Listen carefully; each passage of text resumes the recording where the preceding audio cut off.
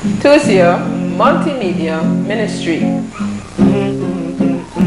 Everybody wants freedom. And you shall know the truth. The loud cry of the third angel's message to the world. Everybody wants freedom. Freedom to teach. Freedom of speech. We have a constitution with freedom of religion. Respect our rights. Protect our rights. We ask the present government to make no bad amendment. Respect our rights.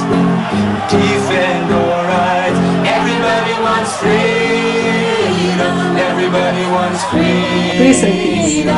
This is the Tuesday Multimedia Ministry, and welcome to our program, And You Shall Know the Truth. My name is Cynthia Odin, and we are entering into a new series called The Rights Forum, in which we will be discussing the rights, freedoms, liberties, and republicanism. Our presenters are Brother Westmoreland Wanguban and Brother Shannon Bartholomew. You are therefore invited to watch, listen, learn, and receive salvation. May God richly bless you. Now, I present to you Brother Shannon Bartholomew, the Executive Director of the Tuesday Institute for Religious Liberty. Good day, viewers. I am Shannon Bartholomew, Executive Director of the Tuesday Institute for Religious Liberty. Let's start the Rights Forum with a word of prayer. Almighty God, we are thankful unto you for the blessings that you have so bestowed our globe with, even the concept of rights and rights-based government. We ask that you would bless our viewers with an understanding heart as we are about to enter this important topic. These mercies I ask of you in Jesus' name. Amen. In today's edition of the Rights Forum, we'll be paying attention to the current drive to make defamation of religions international law. Let me just start with a quote from Washington, D.C.'s Freedom House fact sheet that was put out on this same very defamation of religions. Quote, "The defamation of religions idea was first put forward by the Organization of Islamic Conference as a draft resolution to the UN Commission on Human Rights in 1999.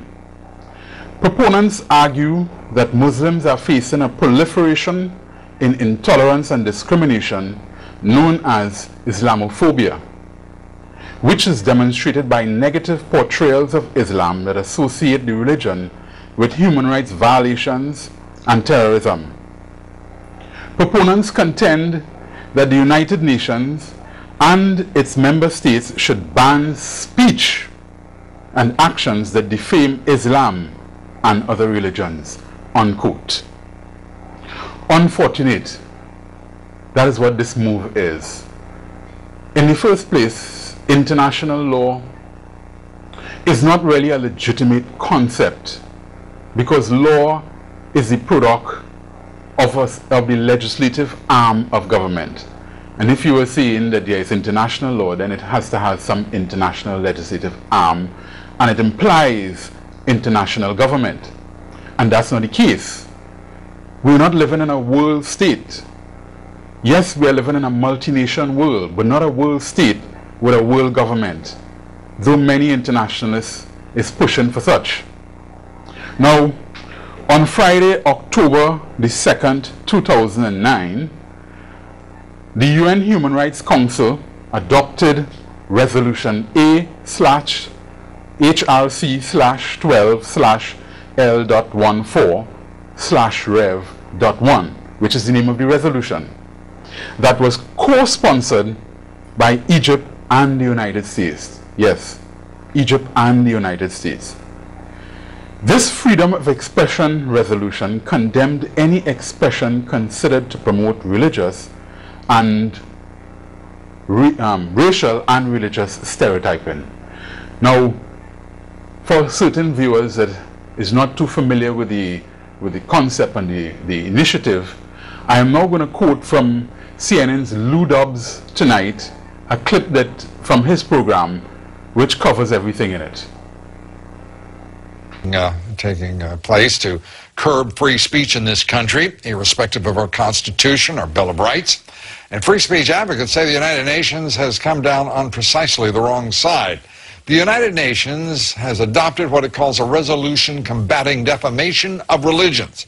The United Nations now wants to make that anti-blasphemy resolution binding on member nations, including, of course, our own.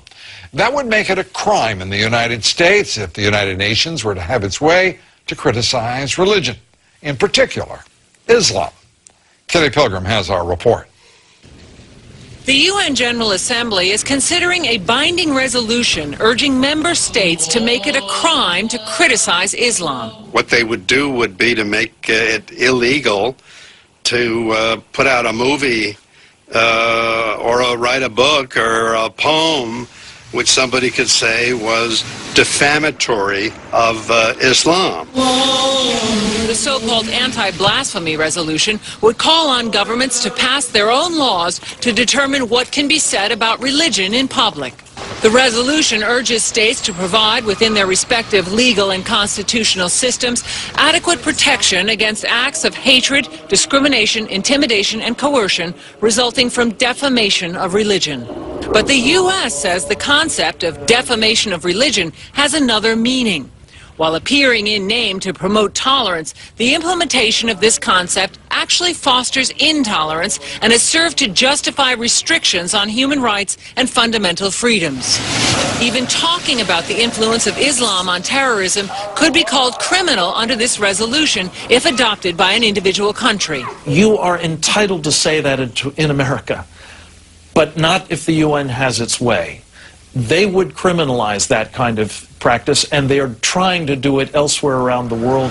A group of 57 Organization of Islamic Countries, the largest bloc at the United Nations, has been pushing it out of concern, it says, over anti-Islamic behavior, saying this resolution is a major step towards sensitizing the international community on the serious impact of defamation of religions. Last December, the General Assembly passed it as a non-binding resolution. And this year, a binding resolution is expected to be introduced as early as March. Human rights activists say its influence is already being felt. There have been a number of prominent cases, most recently in India, for instance, the editor of a newspaper was charged for reprinting an article that had initially been printed in the UK. While the article mentioned the three major religions, Christianity, Judaism, and Islam, the editor was arrested for, quote, hurting the religious feelings of Muslims. Now, essentially what this resolution would do is to urge countries to pass laws in their country which would be unconstitutional in the United States and basically violate the spirit of many Western judicial systems, Lou. Yeah, a couple of questions. One is, of those 57 nations supporting this resolution, how many of them are democracies? I couldn't tell you, but many of them are Islamic countries. Pakistan has led the charge on this and has tabled this resolution. So they're not democracies, and they're fascinated with their own precepts about what would constitute the way to run a nation, not like ours. Is there any discussion, or perhaps of simply, if the United Nations insists on doing this, sort of bulldozing the building, getting it out of the way, and letting them go find another place to live? It wasn't really discussed in my my discussions today. Well, perhaps we can raise that as an alternative to impinging on our constitutional liberties. Kitty Pilgrim, thank you very much. Appreciate it, from the United Nations. What a place. Well, joining me now with more on the UN effort to stifle free speech, to squelch it, really, is Christopher Hitchens. He's Vanity Fair columnist, author of God is Not Great, How Religion Poisons Everything. Christopher, I have to say, first, welcome. Great to have you back with us. Secondly, how dare these people attempt such a thing?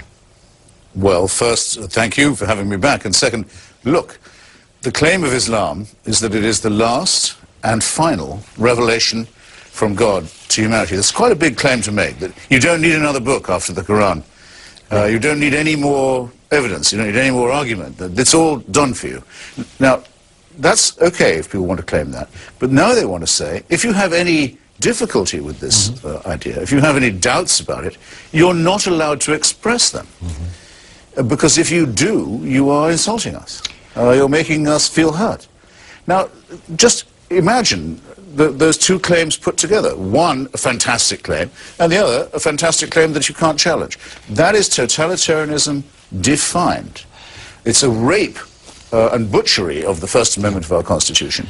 It's also being joined, though, Christopher, by a lot of nations that are not Islamic, and there seems to be a strong move forward, and it's already, in point of fact, been approved at this level by the United Nations.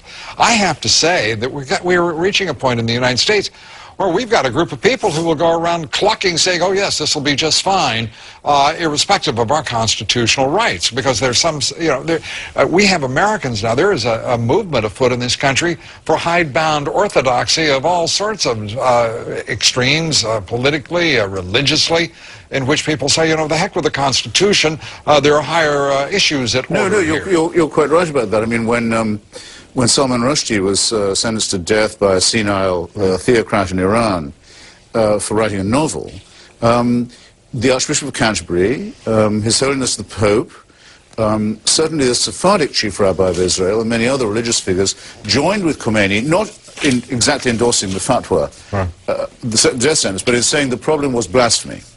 That they agreed with the Ayatollah to that extent. The problem was not the destruction of free speech and free expression, but the hurt feelings of the religious.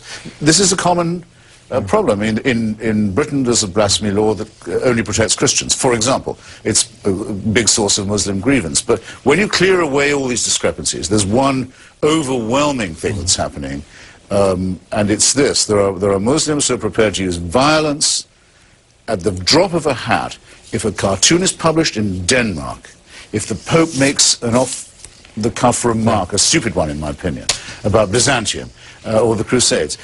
They go straight to violence, but yet you cannot criticize them for being violent, lest you be accused of blasphemy. Yeah, and it is, well, Islam, of course, Christianity, whatever it may be.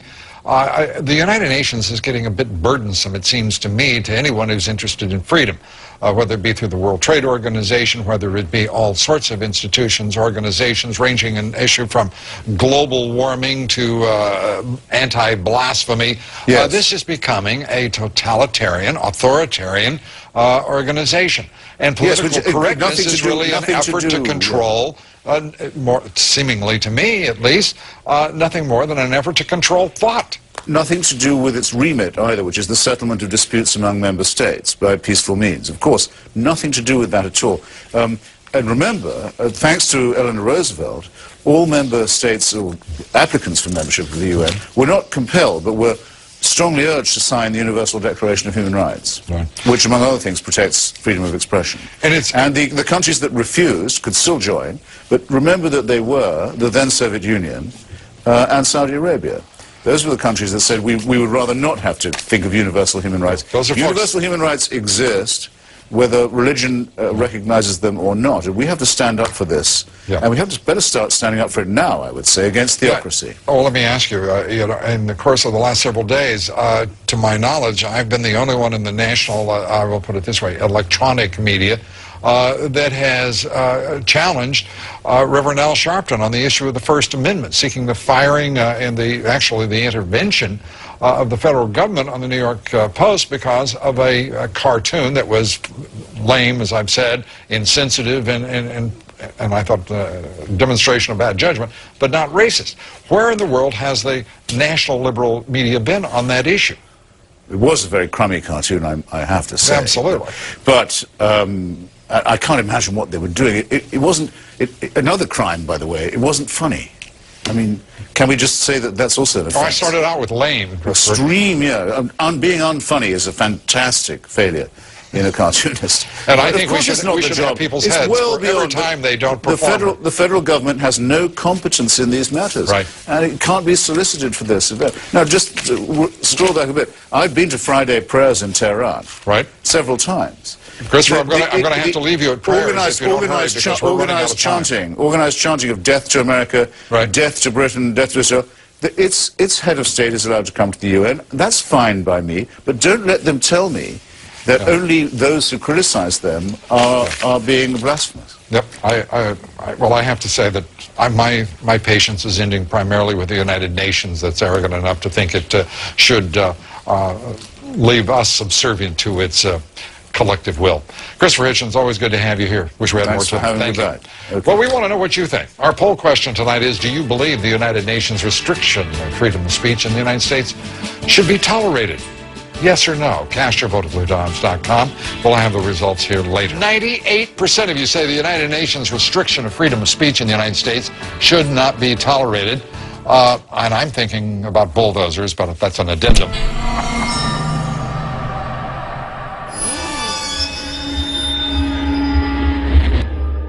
To begin with, there's two things here. Defamation of religion.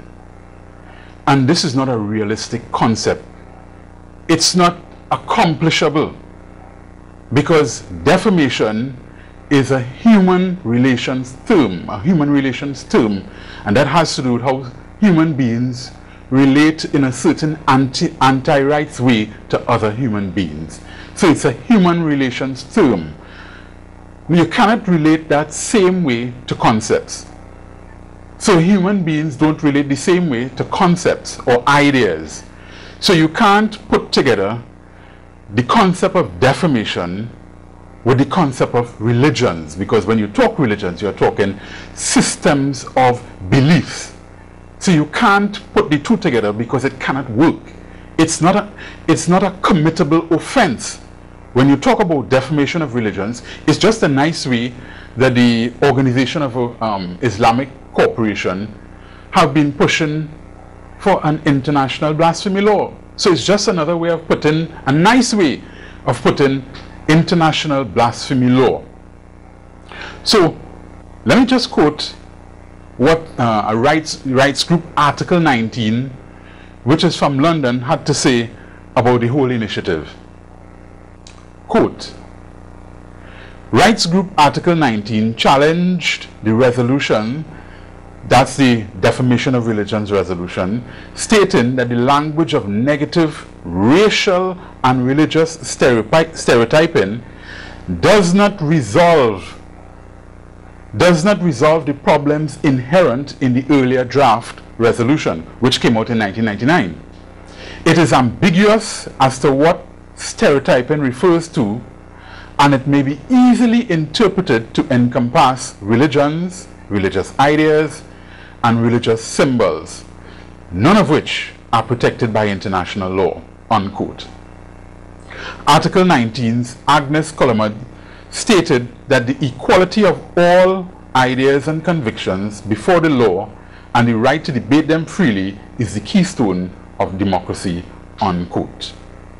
So this initiative that have been sponsored both by Egypt and United States is very unfortunate for our world. A world in which we are pushing for more democracy and republicanism. There's a drive, the whole initiative of America with the International Religious Freedom Report and the Commission have been pushing to have republicanism and freedoms adopted across the world. With something like this push, and together with our own President Obama, joining Egypt to support this resolution is going to be a backward step for America. For us to go in the direction, it's in the direction of the defamation of religions, is going to cause an erosion of the First Amendment. Let me just take some excerpts from Freedom House data sheet again. Quote, the concept of defamation of religion violates the universal right to freedom of thought, conscience, and religion itself by designating certain ideas as off limits to debate. and discussion by believers and non-believers alike.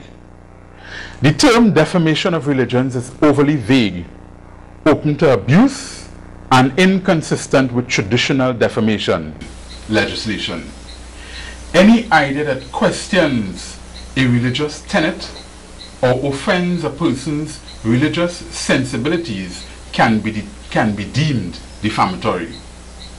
Proponents of the defamation of religions idea wrongly equate feeling offended with having one's human rights violated. Certain restrictions to free speech, such as inciting violence or hatred, are legitimate under international law.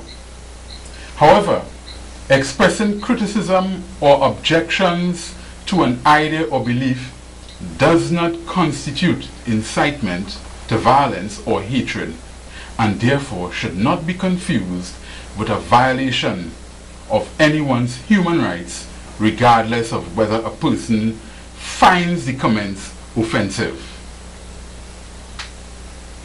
Continuing, the concept of defamation of religions attempts to provide rights to a belief or idea rather than an individual or group of individuals, which fundamentally contradicts the standards set by existing international law. Beliefs do not have rights. They are by nature open to opposing views and debate. The concept of defamation of religion falsely equates religious belief with race. A person's race is immutable, while religion is a belief that individuals are free to choose or change. Criticizing a race automatically infers criticism of individuals of that race. Not so with religion. While it is a violation of human rights to discriminate against a person for his or her religious beliefs, it is not a violation of human rights to criticize the belief itself. While the stated goal of the resolutions in increasing respect for religious intolerance is admirable, the actual impact of enforcing a ban on defamation of religions has the reverse effect. Attempts to declare certain topics off limits for discussion, debate, criticism, breed greater intolerance and religious hatred and provide unnecessary, dangerous pretexts for human rights abuses. Unquote. This is what we are facing here, my dear viewers. And can you imagine Mr. Griffith, who was the representative for the United States in the 2009 sponsorship of the Defamation of Religions resolution, said this as to the reason why it is the US or President Obama joined with Egypt. He had this to say, quote, "To bridge an unhelpful divide over the issue of freedom of expression in this Human Rights Council." That's what Mr. Douglas M. Griffiths stated, that the US partnership with Egypt on this resolution was to accomplish. My dear viewers, what we are witnessing is a growing attack against the First Amendment of the US Constitution. It's going to erode our very Republican status of the US. And this is not good for us, because the implications of what is going to happen to the world when American Jeffersonian republicanism falls. What is left for the world? What is left for personal freedoms? Where are we going? It's all heading in the direction of a kind of one world governmental type of system. We cannot afford to move in the direction of having such importations into our local jurisprudence that modifies particularly the First Amendment. defamation of religions make United Nations function like a sort of communistic government, seeking to grant rights, by the way, that is a function that belongs to the Creator alone. By allowing United Nations to function the way it functions, we are making United Nations function like a sort of God to us. To endow and grant rights to a completely non-human entity, an inanimate object. Belief systems. Beliefs are not persons that need protection from violation of their rights and freedoms.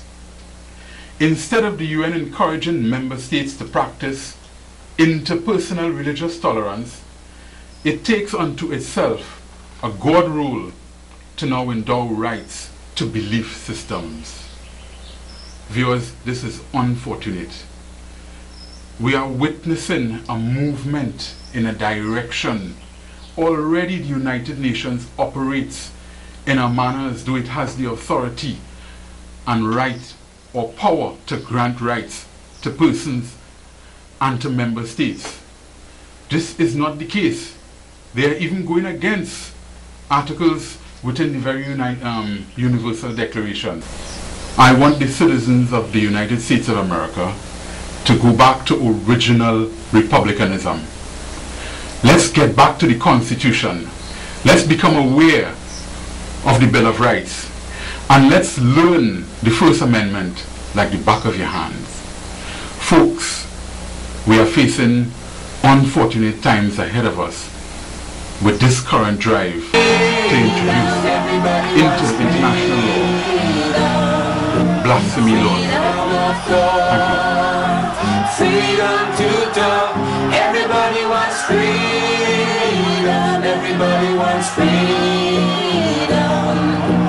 freedom to teach. We have a population that needs some inspiration. Time to wake up, tyrants must stop. We're drifting into slavery and soon we will not be free. Time to wake up, tyrants must stop. Everybody wants freedom, everybody wants freedom, freedom of thought, freedom to talk. Everybody wants freedom, everybody wants freedom,